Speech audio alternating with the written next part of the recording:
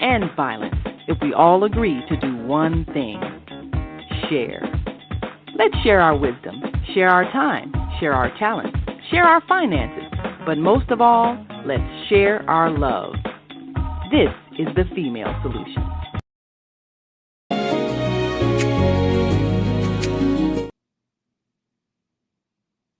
Good morning. Welcome to Coffee Break. Let's go. It's going to be a beautiful day because I woke up feeling beautiful.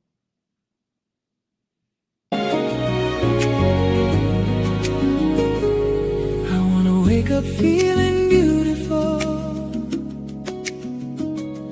I want to wake up with the sunlight in my eyes and your arms surrounding me. I want to wake up feeling beautiful. That's how I want to be. I want to wake up with a song in my heart. I want to wake up with a song in my heart and the joy in my eyes. I want to wake up feeling beautiful. I want to wake up, you and me are the perfect match that could ever be. Wake up feeling beautiful.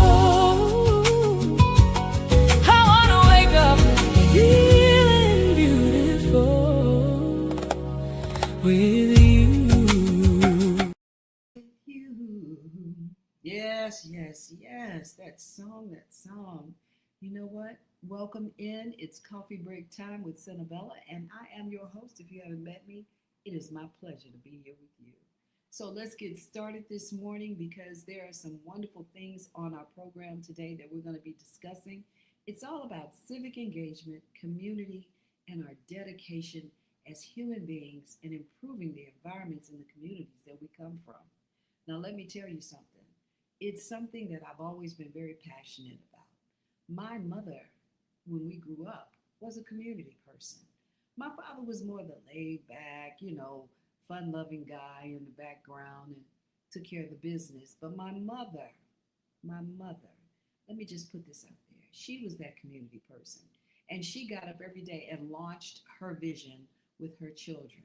And all 14 of us had to play to the rhythm of her beat.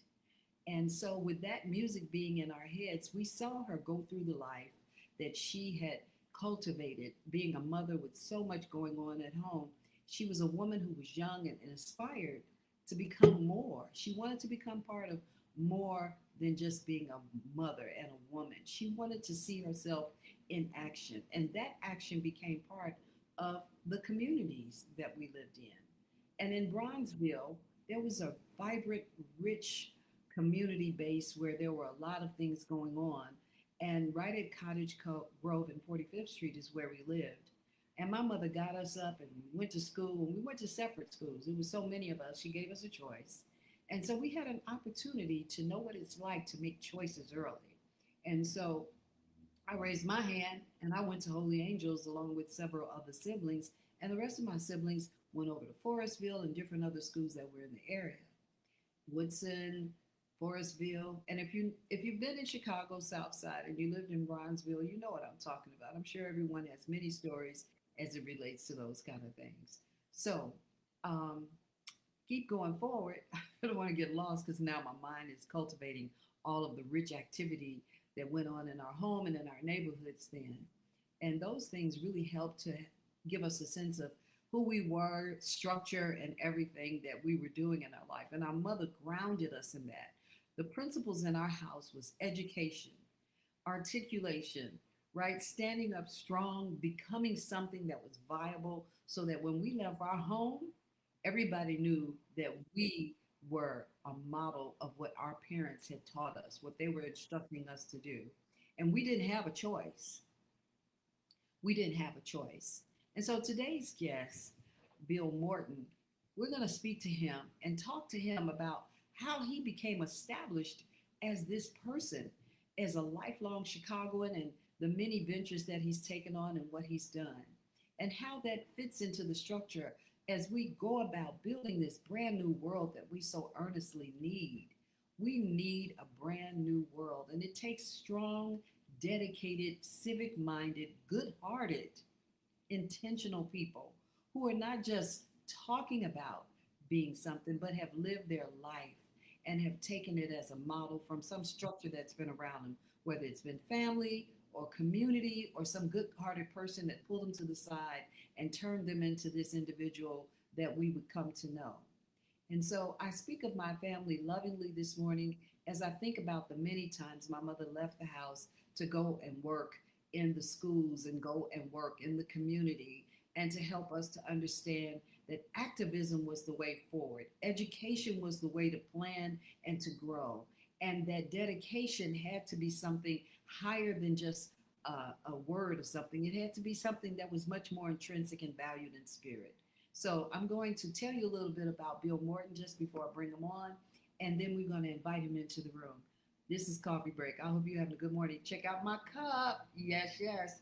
It's a cat thing for me.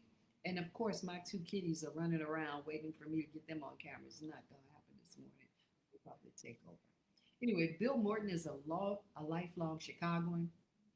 He's dedicated much of his life to bringing people together and strengthening community voices through public service, local media, and civic engagement.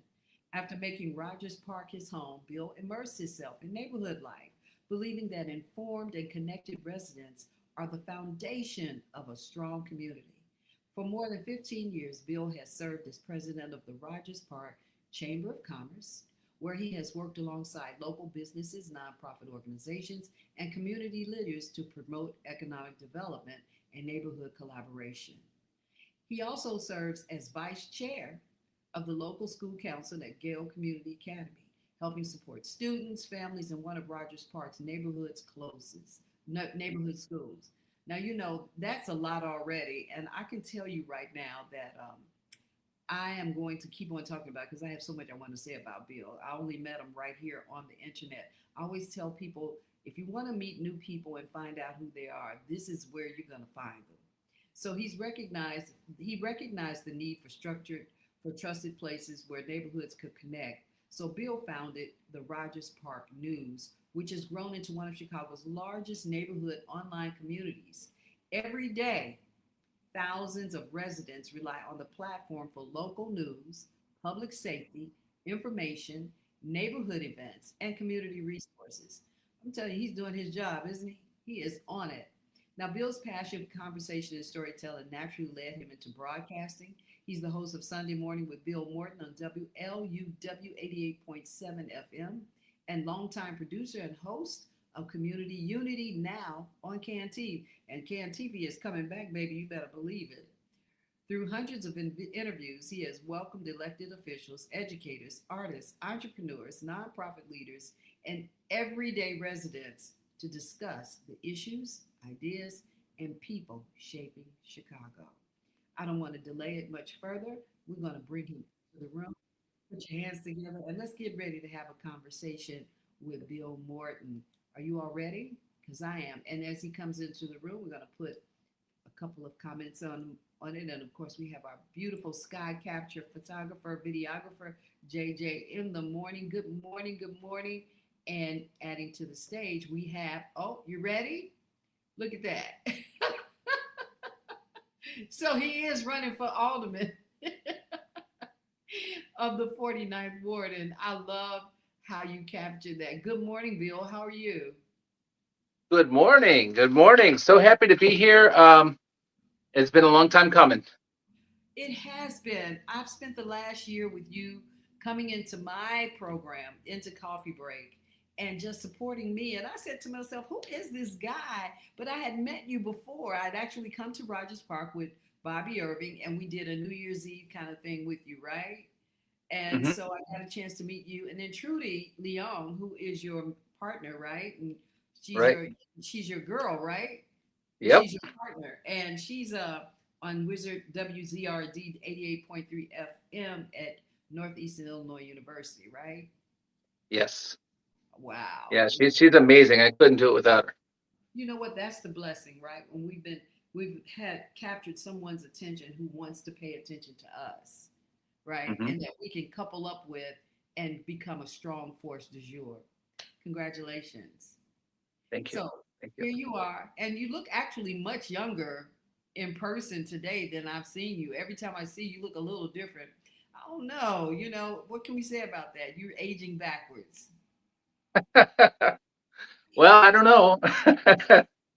You I'm look, I'm out. I'm moving around and doing my thing. And you may have seen like a photo of me. Doing something. Sometimes things are stressful. Sometimes times are different, and it might have been around that time, maybe. Maybe the time when I was at Clark Manor. Recovering. right. Well, you're saying you're using the word recovery. I want to tell everyone and share with everyone if they don't know, is that you had a really critical accident that changed your life last year, right in the midst of my coming to know you and see you as a constant in the mornings on Friday. I come up on a post that I think Trudy posted it, or you did, that there had been an accident that changed your life. And not only that, but through the process, you lost your father. That's Yeah, quite yeah. an It was about a year ago.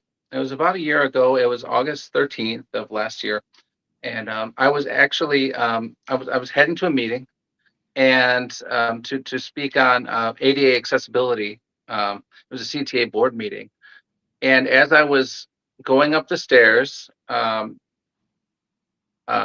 slipped or something, and I broke my fibula at the top and the bottom. Um, I dislocated my ankles, my foot. My foot was like backwards in some way shouldn't be, and my leg was kind of that way. And I ended up upside down on the stairs at Jarvis Station, Rogers Park.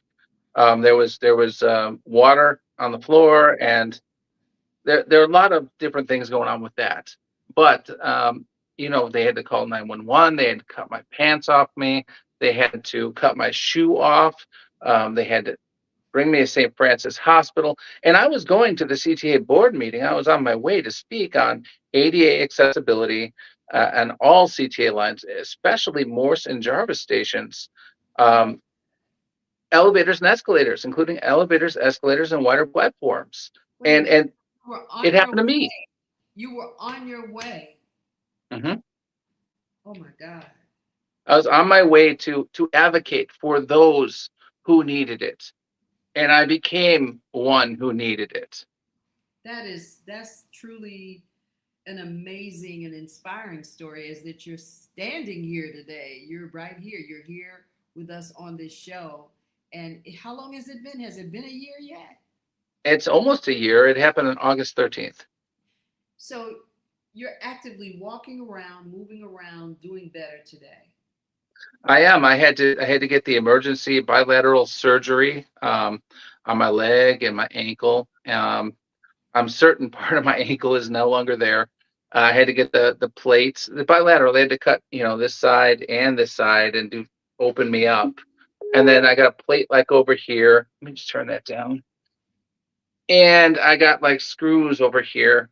And then my ligament here was torn, so they put two screws to hold it in place.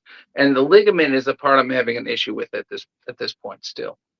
It Bill, takes about a year to heal, they said. you're remarkable. I mean, whew, just hearing that, I'm trying to relate to it from a place that doesn't leave me feeling like I do at this moment. I can't imagine what that has been like for you, but then you lost your father all in the process. I was in the nursing home.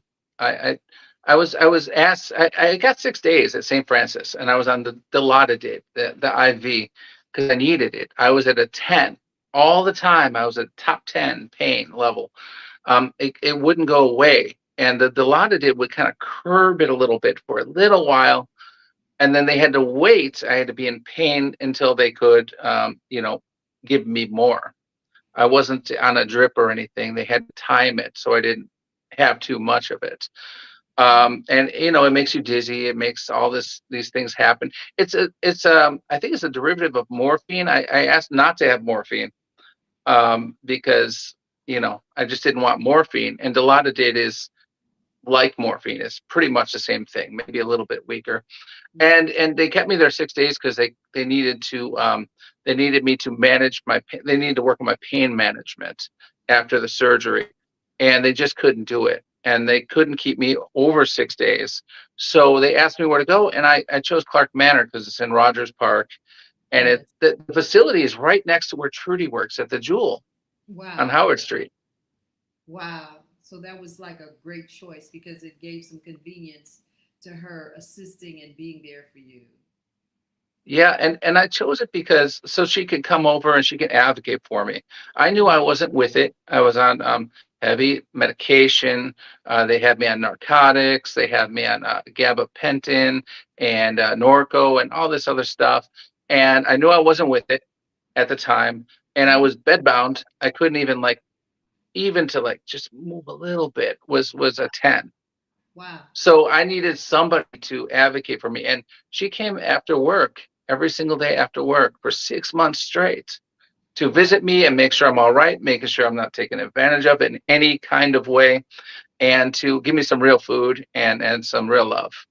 Well, you were blessed with the right partner. And let me also say, even though these are horrendous circumstances you're talking about, you're blessed with the right consciousness because here you are on your way to advocate for disability, to make sure that those who would have to take the trains, the buses, and what have you, there in Rogers Park in particular, right, would have Hmm. accessibility and that they wouldn't have to be burdened with how.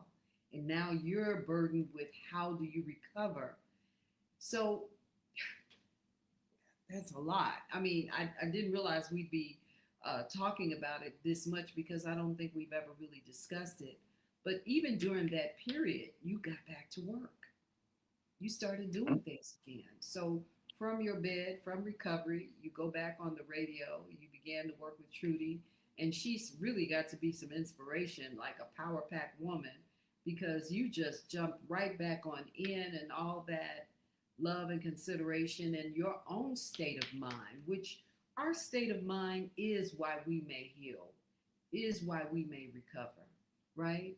And may do Hmm. it better. What do you think of that? How do you speak to that and what I just spoke of? What kind of frame Well, of mind do you I, have?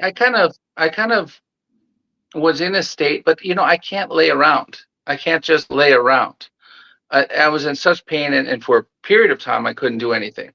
All I did was sleep to avoid the pain. I took the drugs and I slept and I ate and I drank water and I looked out the window and that was all I had. I'm usually out walking around. I walk fast. I used to walk fast. I Mm, used to walk everywhere. I used to take public transportation everywhere. I'm mm, not, I'm a pedestrian, and I'm walking my neighborhood and walking the city for miles every single day, visiting people and doing all these different things and interacting, whether it be like the CTA meeting or just neighbors around town and or the businesses.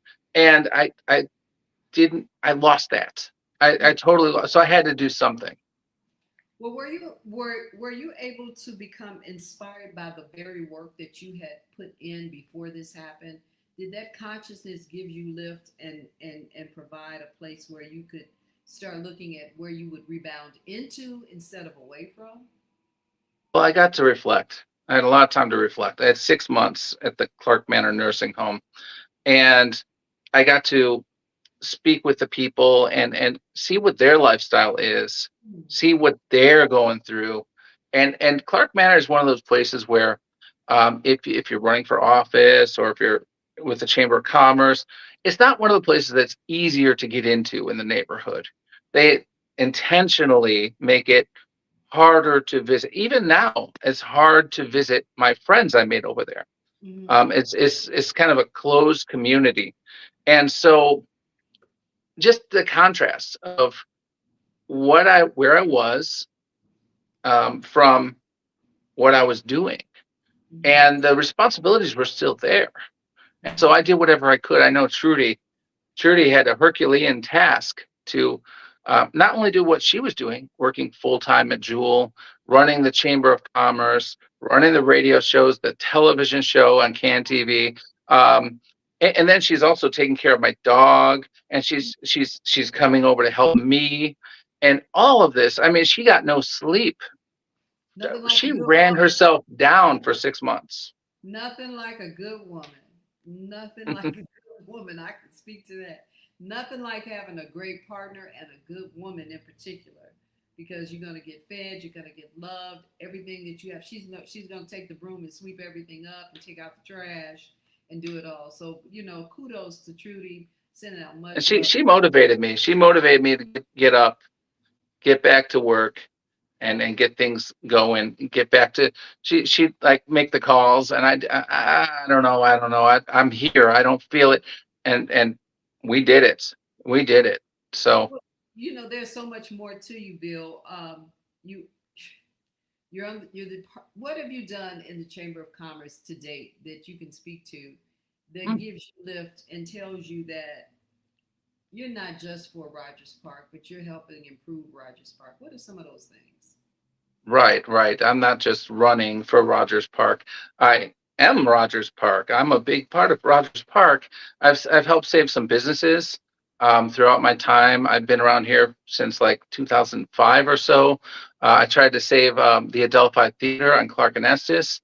That was when I first. That's when I first started. Say That's I didn't even know anything about politics. the name of the theater again.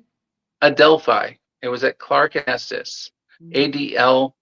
Adelphi, and it was a 1917 vaudeville theater, and it was art deco style. You had the ornamentation, you had the ushers in the floor, and you had all of this beautiful, and then they turned it into a single screen movie theater.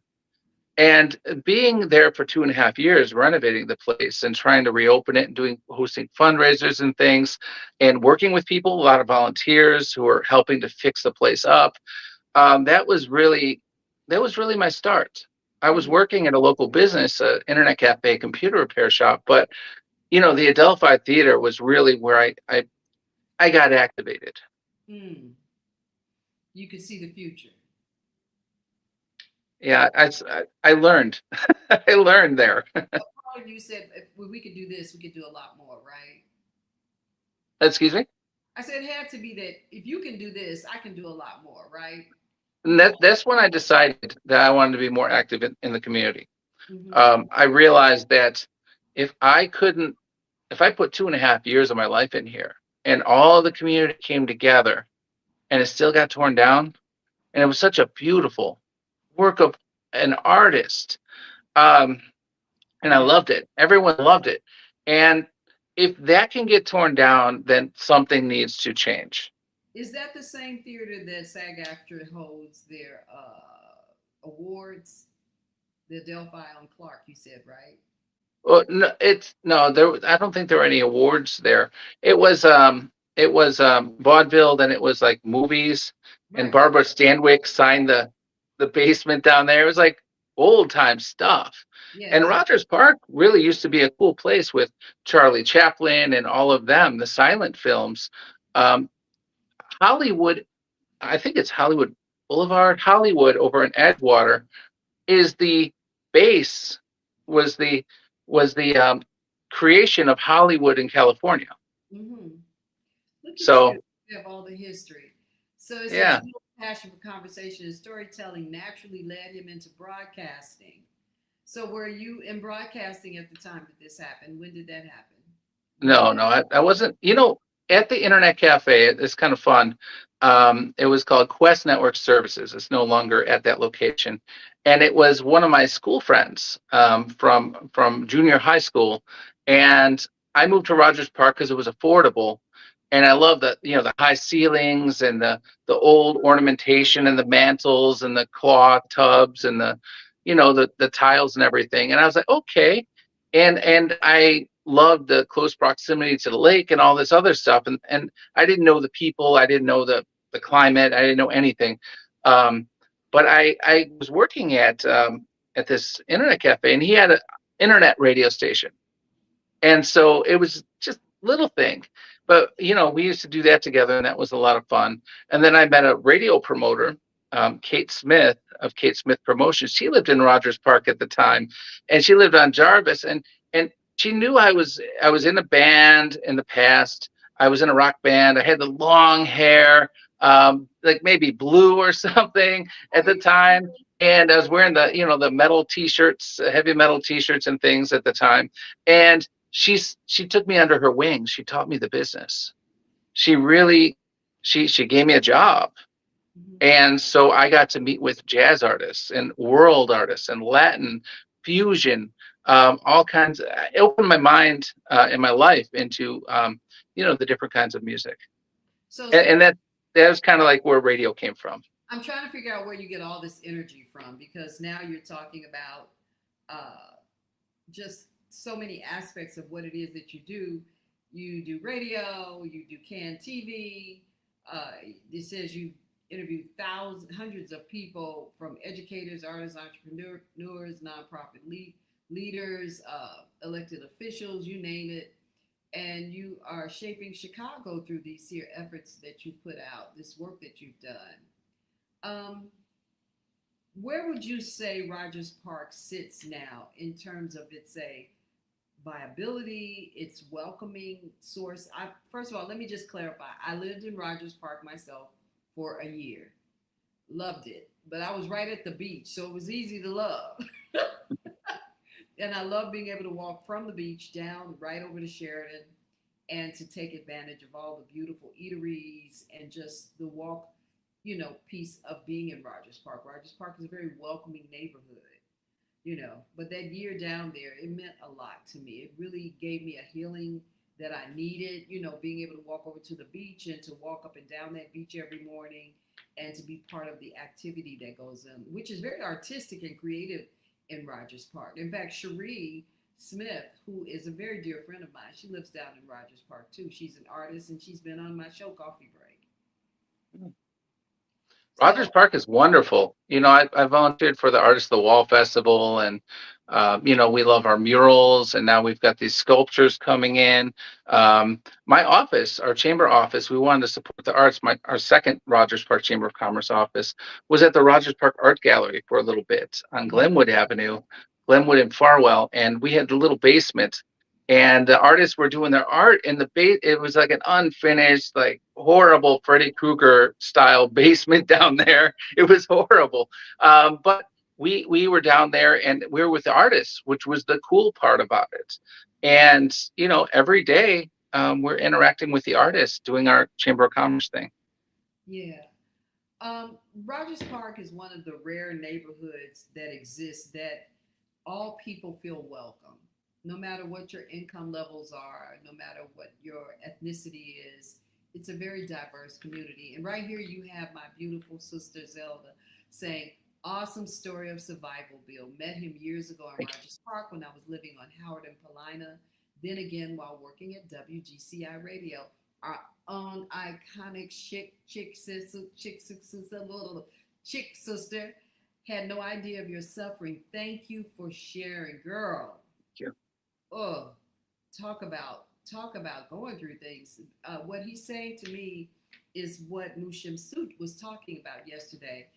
We self-realize where we want to be. We put it in our head. It's a container, and then we promote and import ourselves to that in order to get well, in order to stand up into something that seems insurmountable.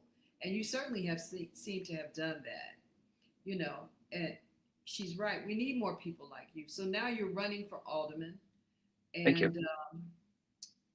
What's that looking like for you? I mean, how can you I guess when you run for alderman, everything you're doing, you're going to be doing that, but at another level.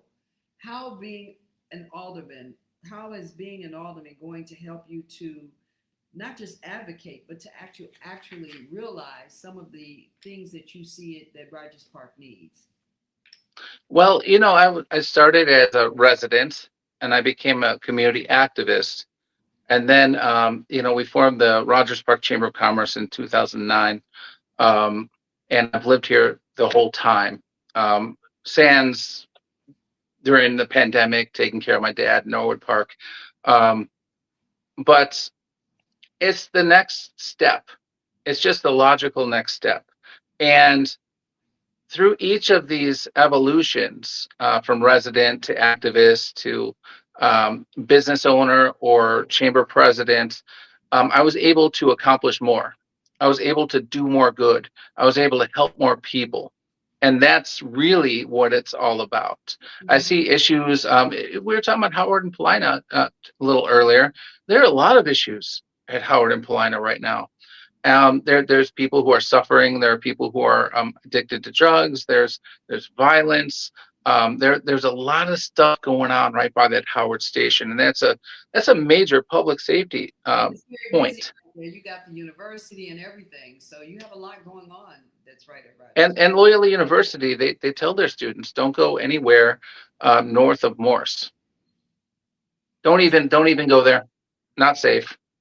Wow. So I've come to the understanding, through all these connections, all these meetings, all of these conversations over the years, all the studying of geography and everything of the neighborhood and the city, that there is a lot that can be done, and there's Hmm. a lot going on in the background that most people never see, and it's time.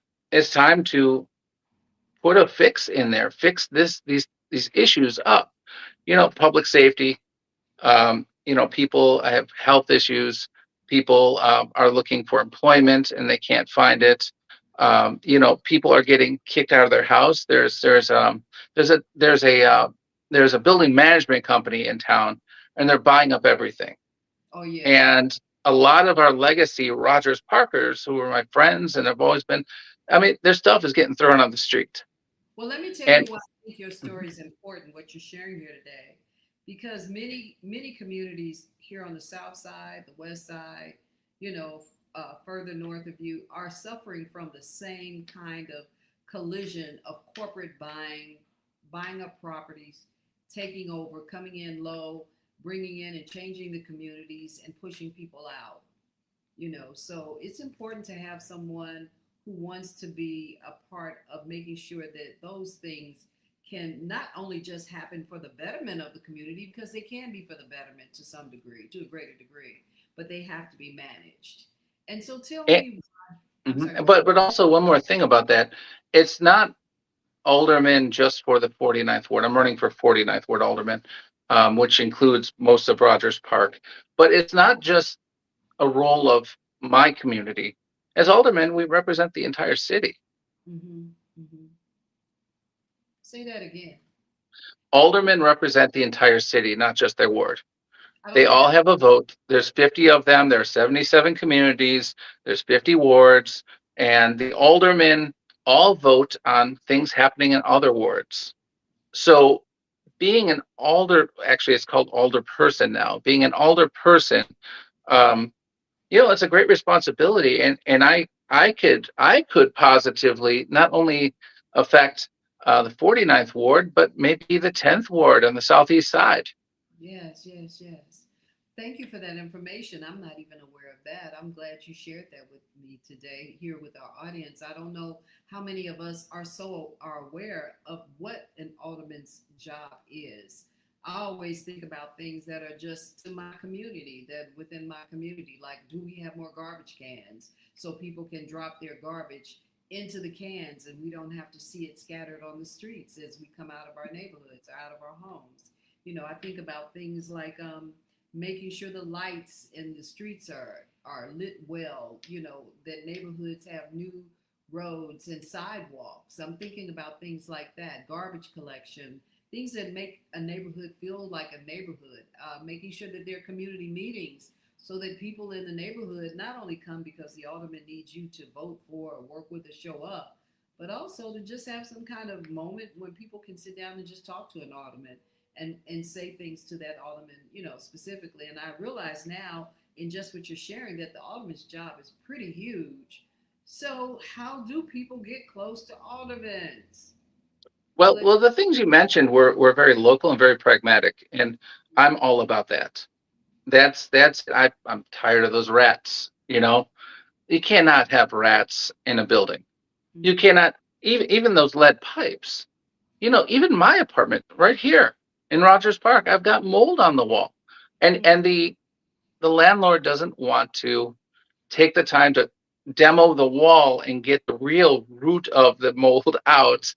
Um, and we're all going through these kinds of issues. So as aldermen, I would be able to listen, because listening is the most important part of the role.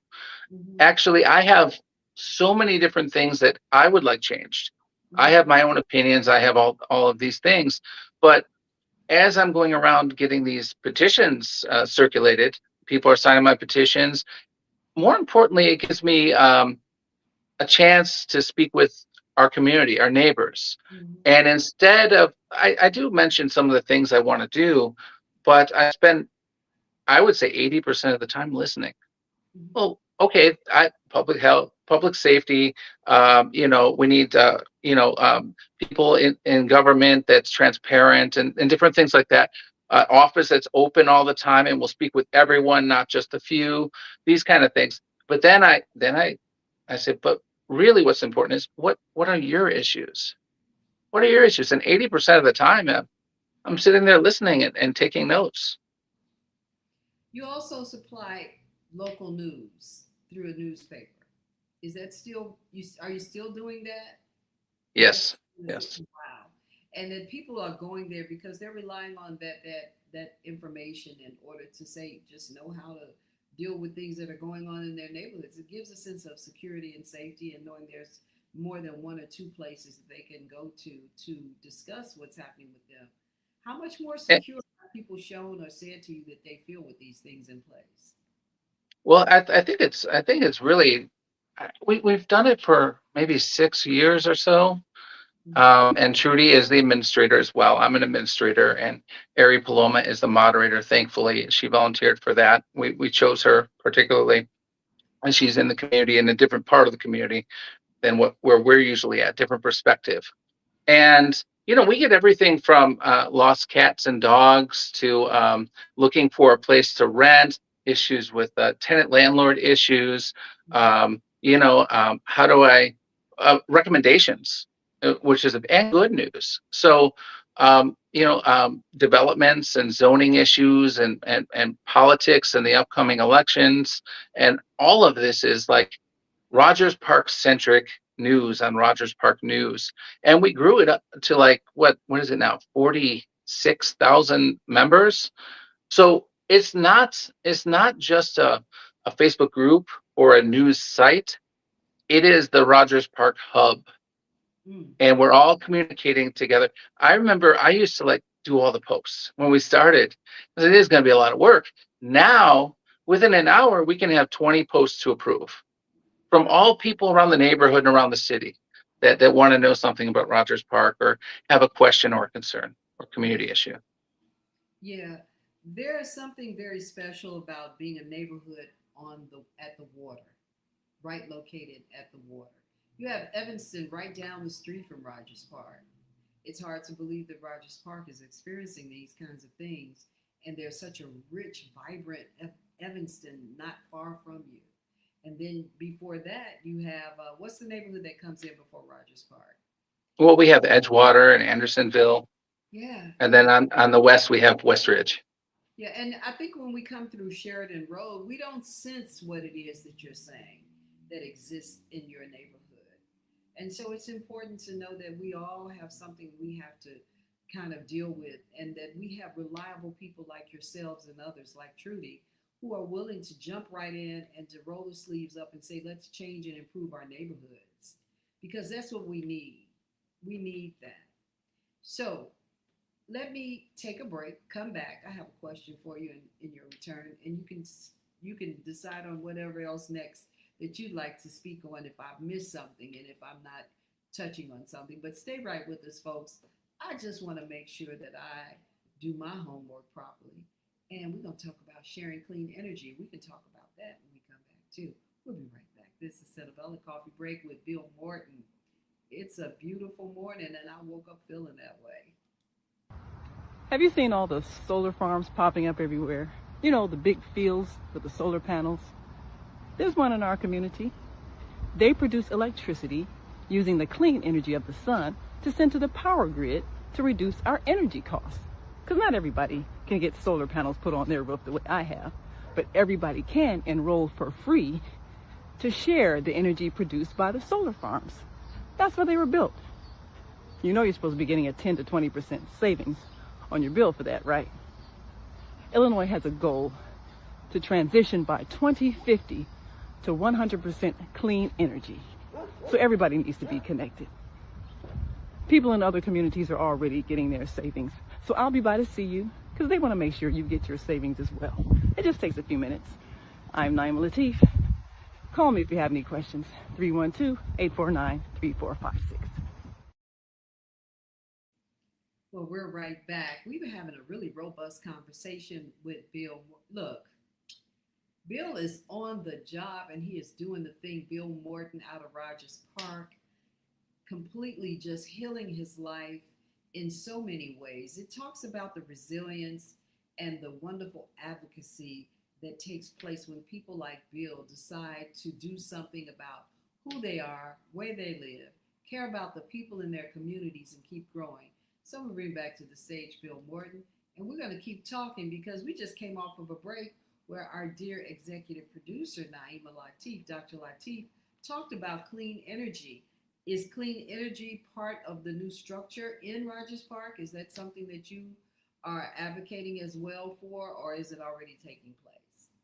Of course, of course. The environment. The environment is really what it's about. I would like to improve our recycling. And you know what I think is more important than recycling even Mm-hmm. is reuse.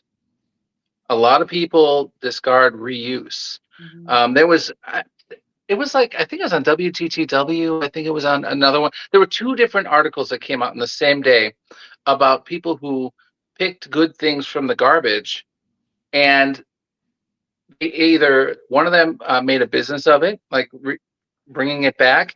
Another one had like this paddle boat that they found in the back of in the back of the alley, and they actually use it to go on the Chicago River and watch shows at the salt shed from the river I love for it. free. I love that. So it's not just clean energy, of course, but also other sustainable and environmental, like green roofs, solar, of course, and permeable surfaces and water barrels. You just That goes into like the metropolitan water reclamation district kind of area, but I want to work with them as well. And one thing I don't like is they put those red flags up on the lake, and that happens when the sewers overflow. And then that sewage, if it's an overflow, they dump some of it into the lake. So they're dumping toilets, they're dumping medications or the goldfish that was flushed down the toilets, and it's ending up in our lake. And there's a red flag, and people are trying to swim in that lake. People live on the lake. People are breathing that fresh air off that lake. And, I would like to put an end to that. Wow, you've done a lot of work. I mean, you're sharing so much information. I imagine that because you're so well informed, because you're so aware, because people are communicating with you as well as you them, that drives your passion. What makes you the human being you are, A lot of pain, a lot of experience and pain. Um, I'm a photographer as well and videographer. I like to do that, and I have an eye, and I like to look at different perspectives. I like to see it a different way. I like to highlight the things that are. I like to uncover the things that people don't normally see, or the perspectives. though? Um, and that really, I do that every single. I've been doing that every day since I've been in Rogers Park. Hmm. Every single day, I either do a photos or a video or a tripod. I just have nature or daily life, the car is going by.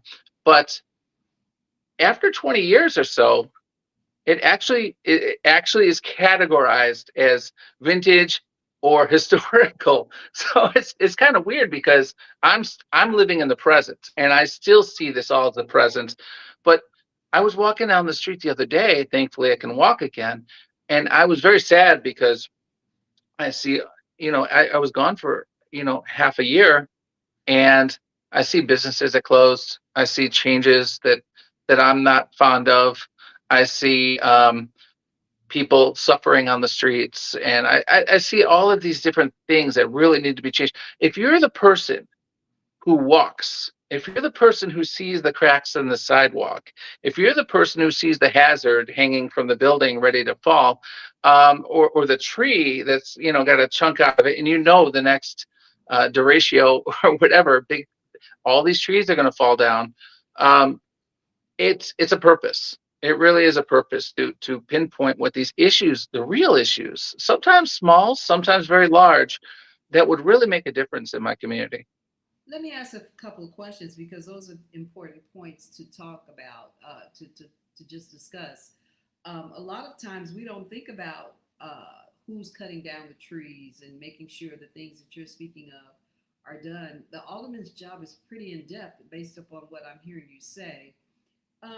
How do you? I forgot what I was about to ask. About to ask a direct question. It lost me. I lost it that quick. But I think that you're just touching on so many things that we're not so clear about that the alderman takes on. Right? It's a Well, I just want to be clear about this. The lake issue, and some of the permeable surfaces stuff is the water reclamation district. I also want to be very clear that cleaning of the trees and cleaning of the streets is Chicago Department of Streets and Sanitation. But I feel that I'm a connector, that I'm a natural connector. I connect people. okay. And as alderman, or as alderperson, 49th Ward alderperson, um, I will be meeting with streets and sanitation. That'll be my job. Listening to the community, looking for the issues proactively, which is something that alder people, I don't think they normally do unless they're really good. Proactively out there walking the streets, Mhm. talking to the people, and connecting people with what they need. If someone they're about to get kicked out of their apartment, there's a program that we give them, and we tell them, oh, here's where you go. If someone's battered on the street, they ask, oh, am I going to call 911 or what, and what's the next step? And maybe they do the police report, and maybe they don't see the detective. And Mhm. then I was just at the National Night Out 2 days ago, and I spoke with someone about this battery issue, which is serious. And I said, well, this is the situation, and we got this far. I said, oh, well, she gave me a flyer. She said, try this. This is something. This is something for people who are battered on the Mhm. street. It's like, wow, I never even heard of this resource. So like connecting people with the resources and listening to people and getting the jobs done. Wow. Well, you're definitely a communicator. You're an activist. You're a person who's going to make sure things get done. And it seems that Rogers Park would be well managed with your care. And I certainly look forward to the celebration of you as the alderman of the 49th Ward. And that people not only see this, and we'll make sure we expand and push it out. But what is something that you'd like to say to share with people uh, about who you are and what you're doing and what you look forward to creating that will affect not just Rogers Park but the city of Chicago as a whole. Yeah. I've been all around the city. I've seen it. I like to explore. Sometimes, I get on a train. I'm on my way to Can TV, and that's by, Roosevelt and Wood Street.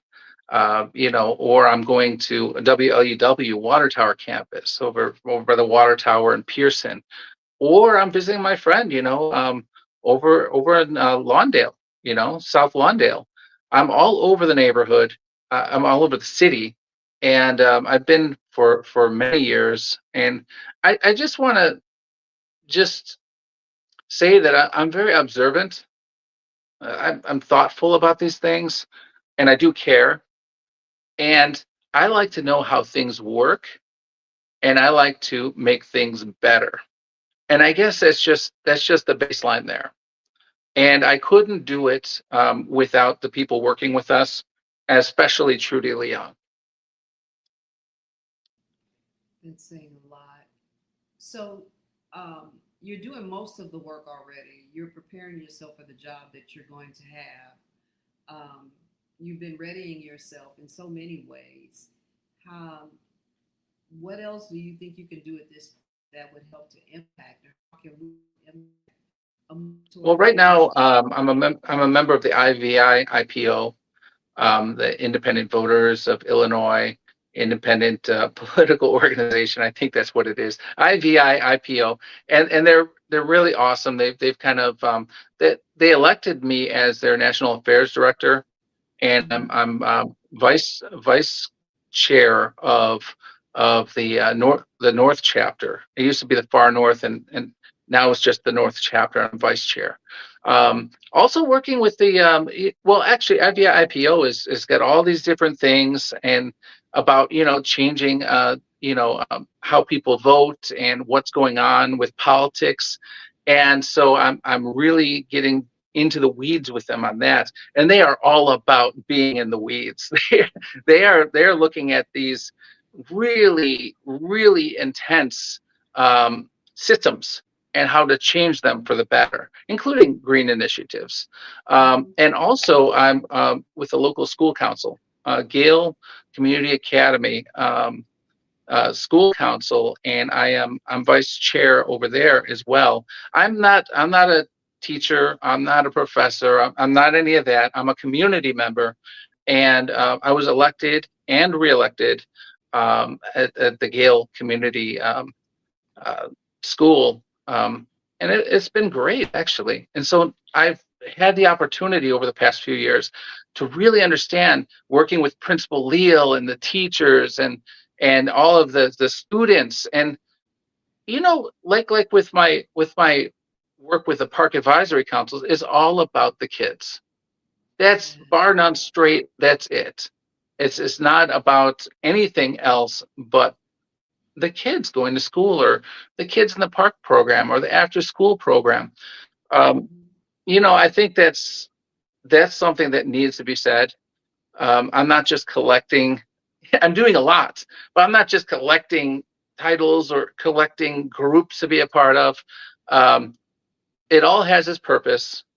I'm learning so much from it, and I'm able to understand people better, and I'm Mm-hmm. able to actually do positive things in the city.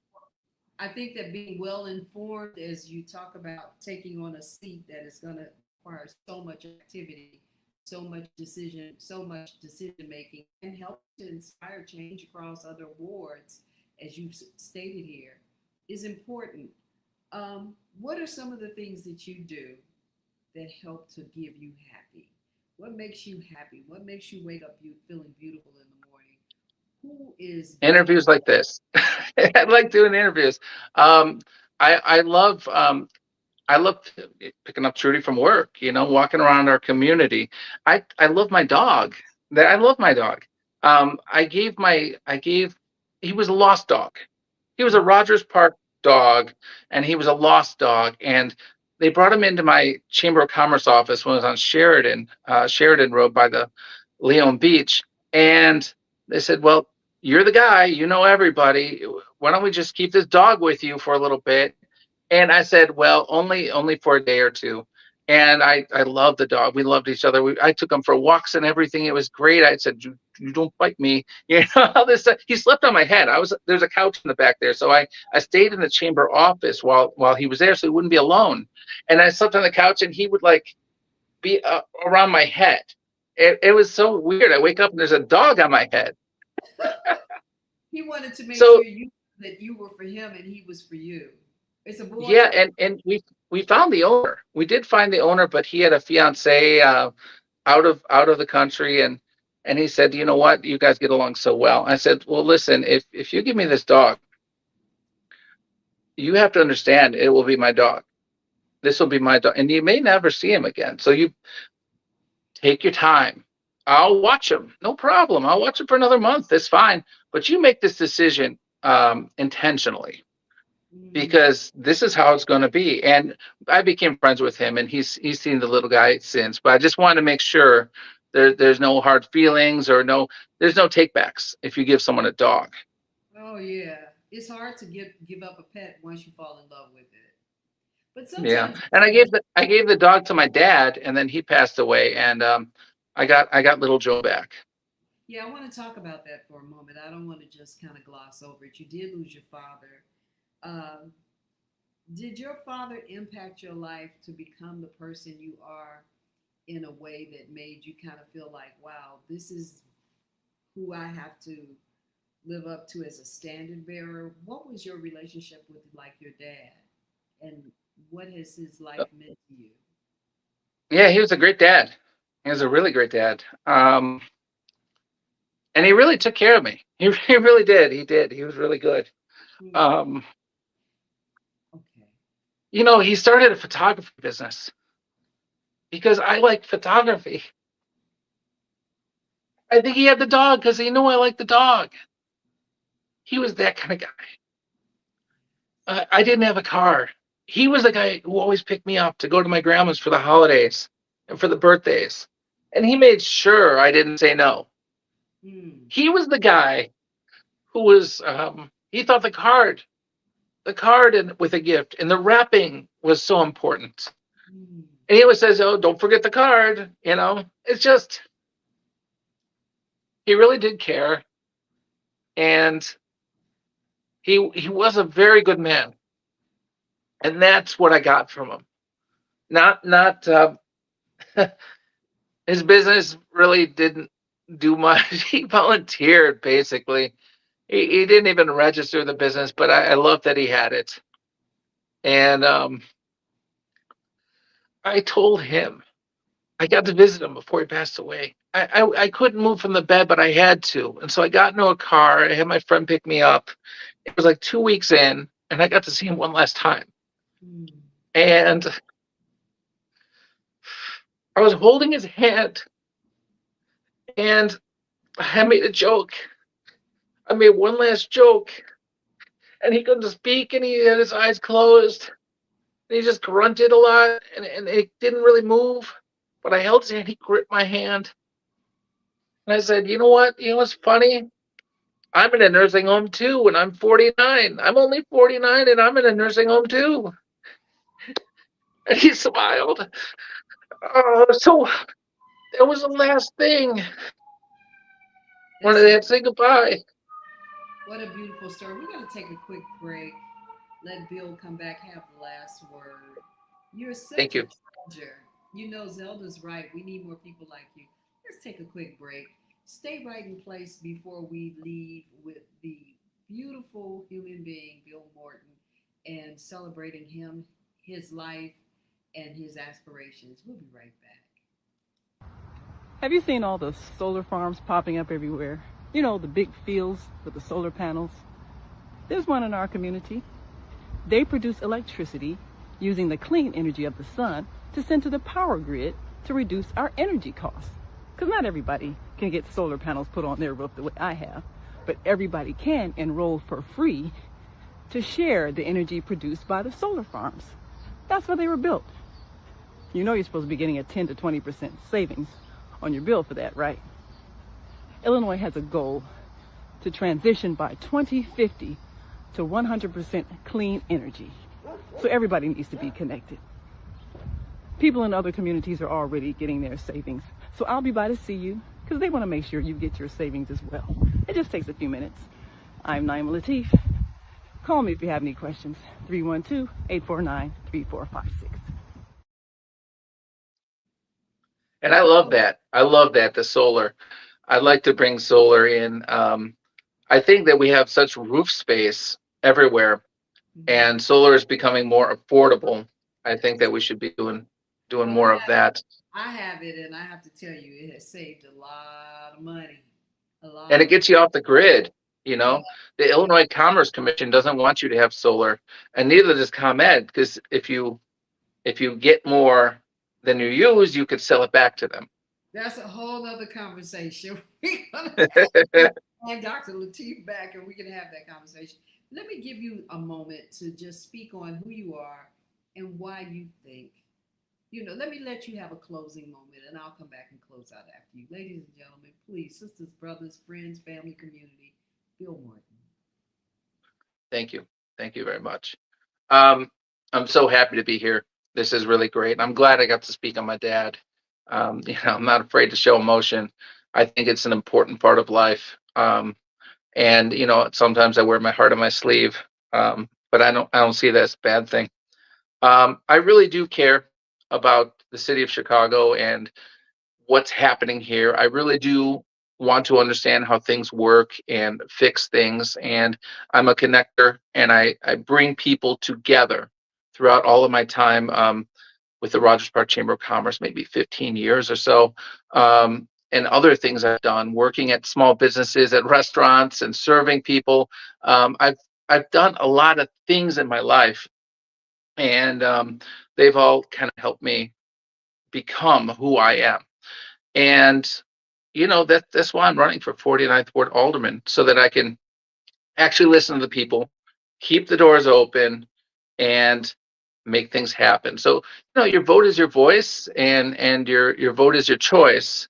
And I think that it's very important, especially when you have people in office, that some people get into office and they have this ego thing going on, or this bravado, or whatever you want to call it. You talk to them and they're looking up, and they're not listening. They're not listening to you at all. And I've seen this, and that's why I'm basing my campaign on listening. So there we have it. Vote for Rogers Park, the upliftment, the new walk into the future, with better community, better facilities, better schools, better communication, a much more walkable neighborhood. Even though I go and walk in it and all I do is feel good, I think that Bill sees that it can be improved and made better, not for just those who visit, but for the people who live in that community. Thank you so much, Bill Morton, for being here with me today. I am uber impressed and just so humbled by your presence. You are more than what I thought I was experiencing in just having you come into my show. I thought it was very kind of you to show up as you have, always right there at 7 o'clock in the morning with us. And so thank you, and God bless you, and your father's life and his legacy lives strongly in you. Every piece of wrapping paper and the ribbon, you wear that proudly. And thank you so much for exposing me and others to the great human being you are. I look forward to your win and as alderman and all the other future things that you aspire to. Thank you for coming to Coffee Break with Senabella. Thank you, Senabella. You're so welcome. Well, folks, got to walk out on this, but I just want to thank everybody for showing up. I love each and every one of you who come in here. Make sure you subscribe, like, and share our video. Make sure that we get this subscription up so we can start expanding great communication to others. I want to thank the Female Solution and Dr. Naima Lateef for making it possible for me to be here and to share a bit of myself with you through this broadcast. You all have a great day. And I love each and every one of you. JJ, you put up a heart for me, but I'm going to say that's the heart for the world. All right, folks, we're out of here. Have a great day. I want to wake up feeling beautiful.